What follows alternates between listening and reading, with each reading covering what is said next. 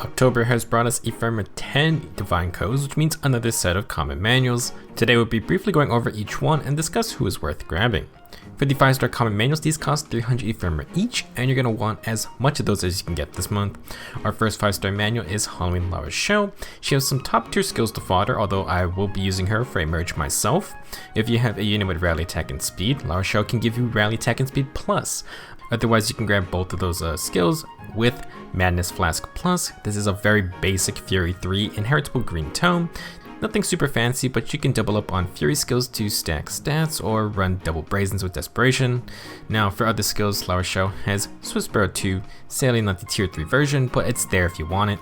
You can bag Swift Sparrow 2 with the Madness Flask or Rally Attack and Speed Plus. Last, we have Speed and Res Ruse 3. Ideally, you should have Rally Attack and Speed so you can get the Plus version and this Ruse B skill.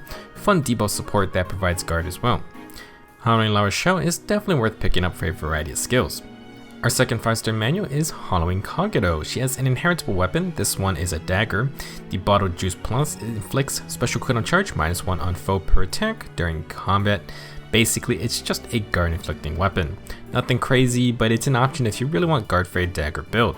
You can grab it along with Mirror Strike 2 and Draconic Aura if you can pick up their prerequisites from other units. Otherwise, passives include Even Attack Wave 3, and Kagero's big ticket skill is going to be Bold Fighter.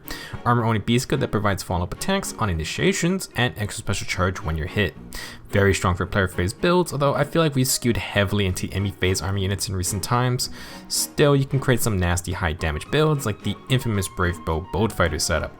For most part, Bold Fighter is probably the best skill in Kagero, so pick it up if you want. Moving on to the 4-star common manuals, these cost 100 Ephemera 10 each. This month our Tempest unit is going to be Young Innis, perhaps the top heroic girl unit for this year. Young Innis has a unique bow with built-in damage reduction nullification. He's a great unit, and many including myself have been waiting for this free copy to finally plus 10 him. Now in terms of fodder, you got some okay skills. At 4 stars you can get Distant Guard for team support and the Glimmer special. At 5 stars you can get Swift Sparrow 2, but we have a couple heroic grail units with this skill, and Luthier has brought it into the 3 to 4 stars summonable pool finally. Next up we have Miranda. At 4 stars she has Ardent Sacrifice and is the easiest source of speed and res gap. Gap skills buff one ally with the highest combined stat total, so it's a bit tough to use, but they can provide buffs for a specific units if you can plan well.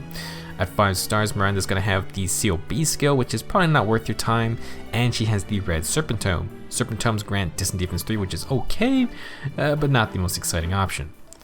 Third, we have Mordecai. Beast units don't have inheritable weapons, and at 4 stars, he's going to have only Smite and Beast Experience 3. Leveling is not a huge deal, so I wouldn't exactly go crazy over it.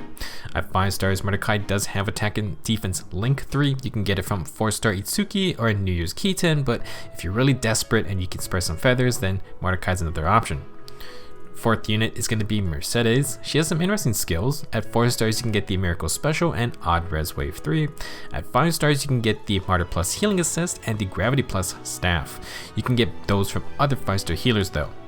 Last, Mercedes has the rare Aether Raids Defense Speed and Res 3 A skill, potentially a ton of stats for your defense teams, but it's reliant on the number of defense structures currently left on the field.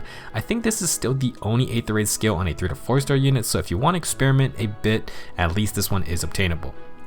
Last up we have Felicia. Not a lot of use or exciting skills here. You can get Glacies or Breath of Life 3 if you want some hard to use healing. At 5 stars you can get the very premium Resistance Plus 3 and the all powerful Silver Dagger Plus. Yeah, definitely not worth the Ephemera.